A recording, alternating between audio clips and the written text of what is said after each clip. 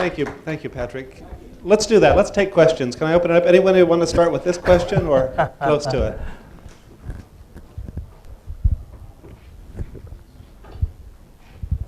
One, two, three. Yeah, so on. Really?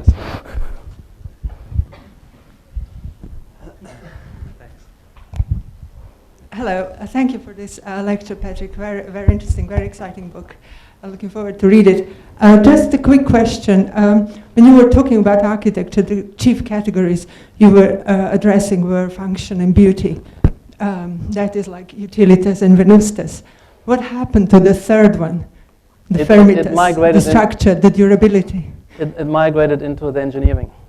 Yes, but how would you put the trajectory of its disappearance in your argument? Well, it's a general trajectory of differentiation and specialization, which marks societal evolution. And I don't believe all this discussion about the kind of breaking down disciplinary boundaries, which has a lot of been discussed, it's a kind of illusion from the perspective of philosophy. The philosophers have been talking about intertextuality and melding all the disciplines. I think that's perspectival illusion because the philosophers is the exchange hub. They have to draw in everything, abstract it and redistribute, so that there's kind of conceptual learning between disciplines. Now I think the third one has migrated into engineering. Yeah, that would be the answer. But at the same time, also what had happened since well, I'll leave it at that. Let some other questions come in. Other questions? Yeah. Yeah, Ross. Yeah, thanks for that, Patrik. You're going to ruin my Christmas, I can feel. Curl up. Yeah. No, just as an industrial designer that's sort of fighting with the sort of boundaries of all of that, acceptance and everything. Yeah. No, there's a lot in there, you know, from the functional side versus the sort of abstract side. Does it speak to you?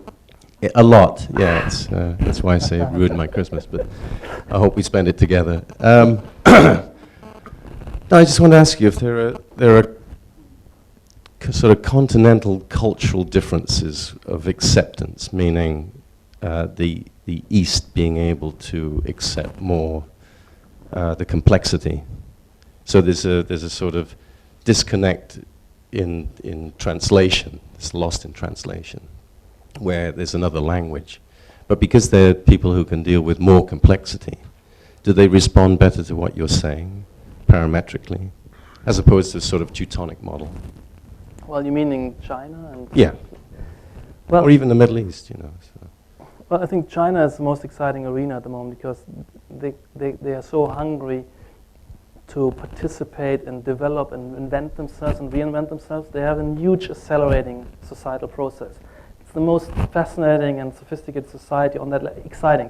Europe is a bit kind of settled, too settled. You know what you're doing. There's kind of every 25 years a new tower is built or something. And there it's just continuous fermentation and therefore they're very hungry. They know what's going on all over the world. They have absorbed a lot of what we're doing. They want this stuff, develop this stuff. Do they embrace what you do? And that makes sense because they're a society at an accelerated, innovative Is that through showmanship, the need to leapfrog the West in that way? No, they're just. I mean, the whole society is electrified by continuous innovation, progress. American dream is alive there. I'm not sure if it's alive in America to the same extent. Every gathering you have people plotting what they do, how to develop. Is it because they're not held back by taste as such? I mean that in a respectful way. I think they're just much more experimental. Yeah. Because everything has changed already 5 times in their life, if you like. Yeah. But let me use that, your intervention, to say something else in terms of the demarcation. I believe that the design disciplines, and all of them, are 100% included into a single autopoiesis.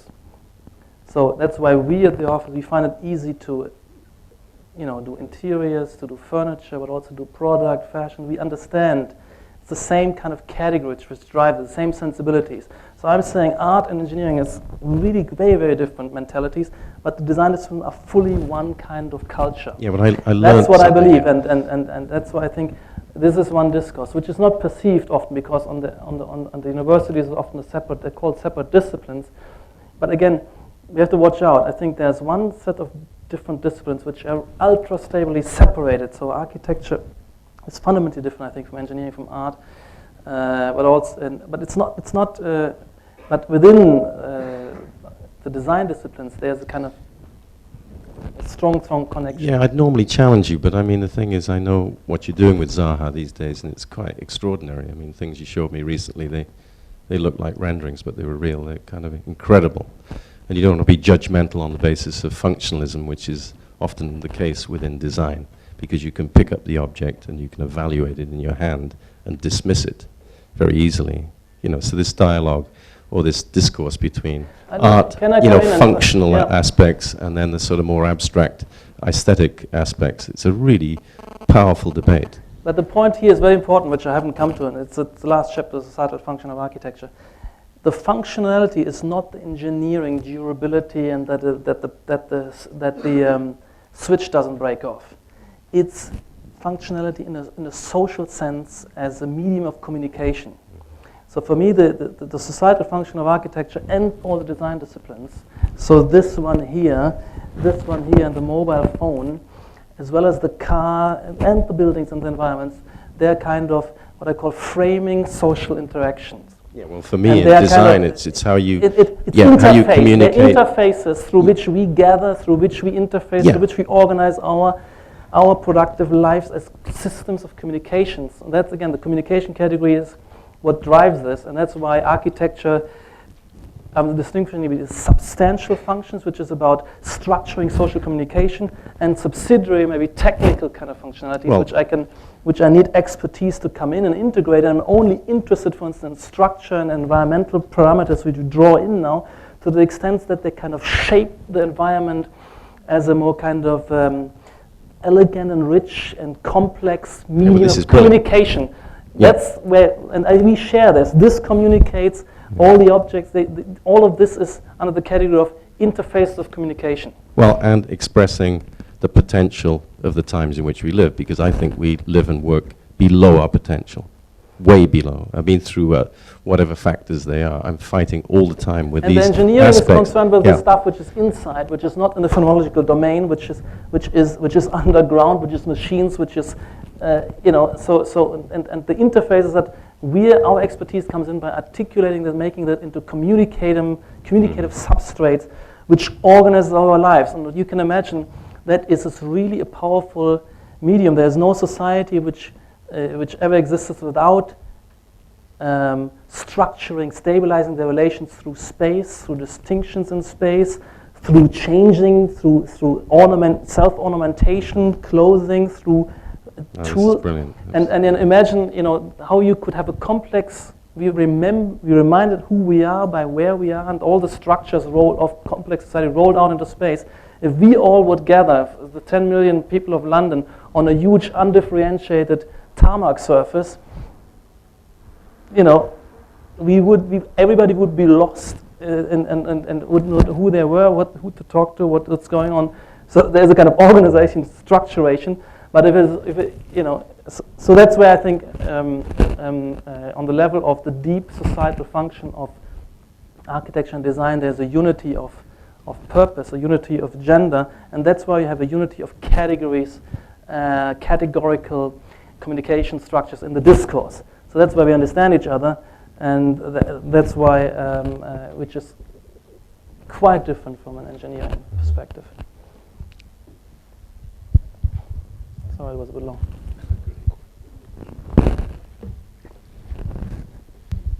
Yeah, thank you very much for this radical, constructive, but also instructive speech. You talked about architecture as a communication. So I think you based your theory maybe on some empirical studies. What kind of studies? Empirical studies. So it would be very, I think it would be very lucid to get some an idea, what does it mean to analyze architecture, especially a work, architectural work, in the sense of communication analyzing, or what was it, discourse analyzing? Thank you. Well, okay, that's the two things. First of all, what this book is doing, it is analyzing our communications, how we talk to each other, how we sit around a design, how we progress the design, what we draw, what we say, what we model, what we build, how we go together at a building as an expert discourse. It's understood whether, the kind of, this what I call the semiological intelligence. We have intuitive, we have a sniff for it, we gotta know how to do it, otherwise we couldn't succeed, but there's a huge gap in theoretical reflection. There was attempts made in the 70s, which didn't go very far, and I made that a kind of challenge. It's a key cornerstone, a big struggle the last 2 years, in particular this summer, in terms of volume 2 and the semiological projects, to think through. I think it's the heart and core of which makes it so different and so different from engineering, that we have to understand our designs as communication design, as interface design, and we need a kind of semiotics, a semiological theory, and we need to construct consciously a design program and process for bringing this home. And that's one major part of Volume 2, which is called the Semiological Project. We're starting to work with it with some students, and I'm kind of rethinking it. What are the key decisions we have to make, and categorically and theoretically, to set this up and make this really successful and get traction, because the postmodernist stuff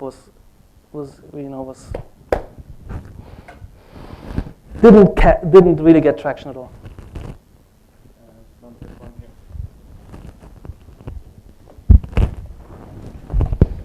Thank you very much for building this theoretical framework. You've been speaking a lot about connectivity, and I wonder if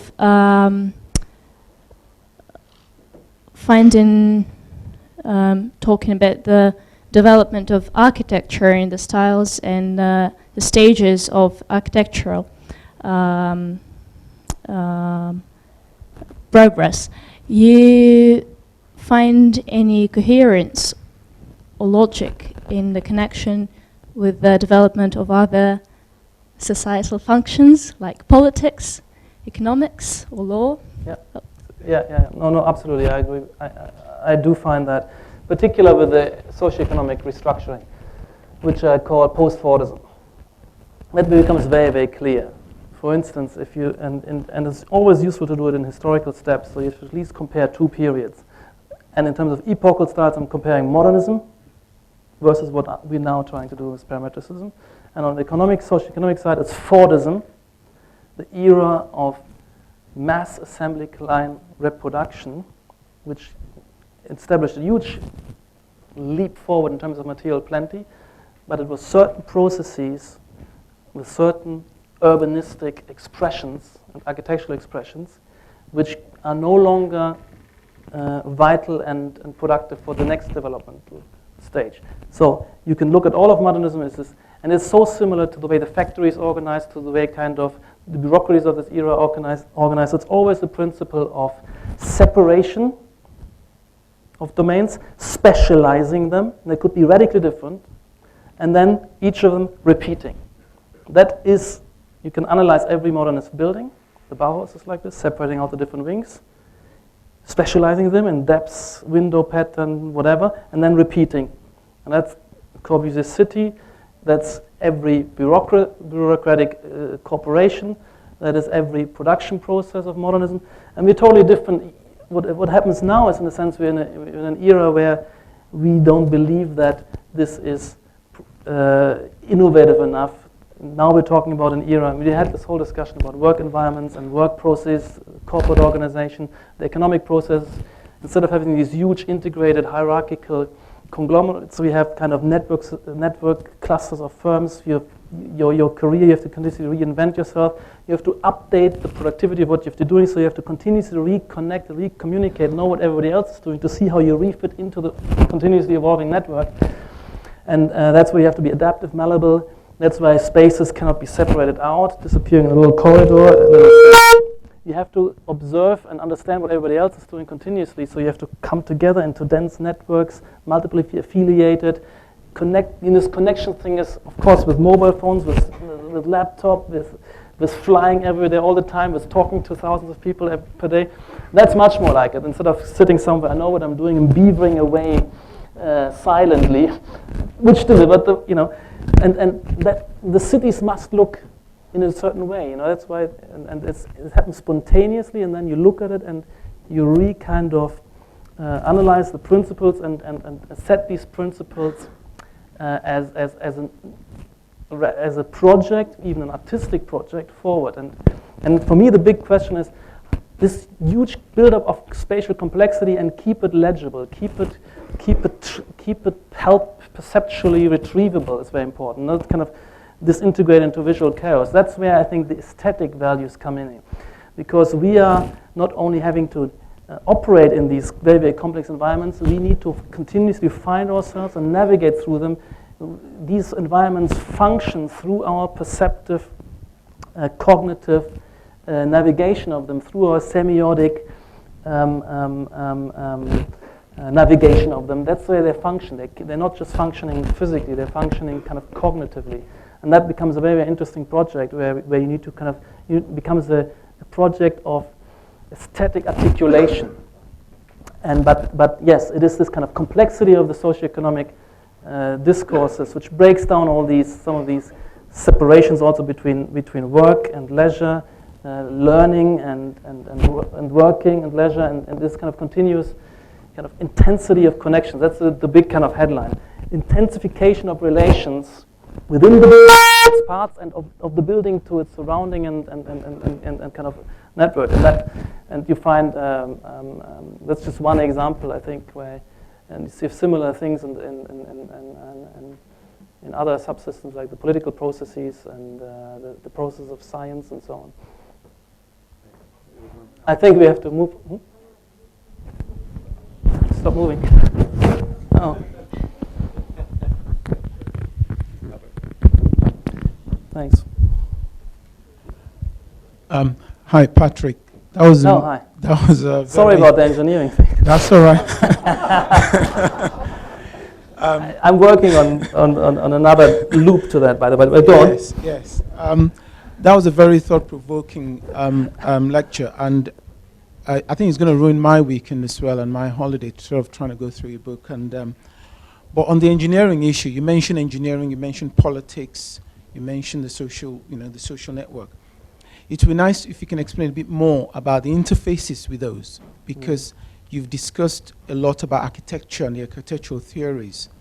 It would be actually better to sort of understand how those interface, how you see those interface, which is influencing which, or where there's a discourse between the two, or a merging or a diversion. It would be better if you can explain a bit more about that.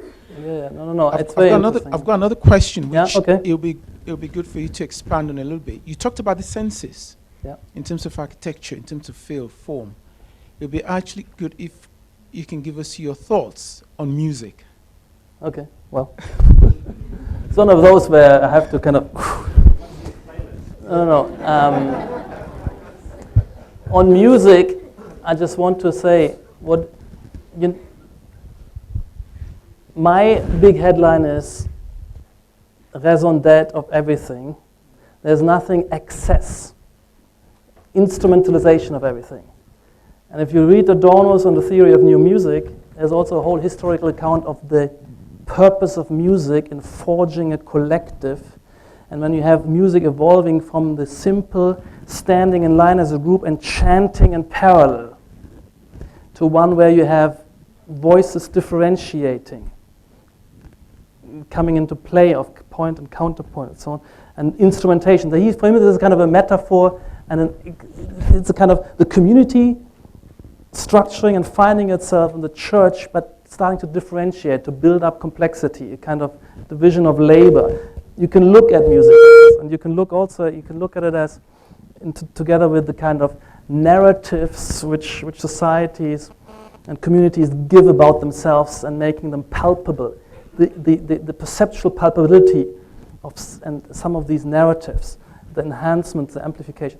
So that's where I can bring in music to a certain extent, and you can look at contemporary music and its structures and how it relates to compositional structures and art. So influences across these domains, by the way, they're always welcome. So we go into art to draw out of influences. We actually go into art to experiment, because as far as I'm concerned, the societal function of art is that it has no function except being the experimentation platform and field for everybody else to retry things which don't have to operate yet.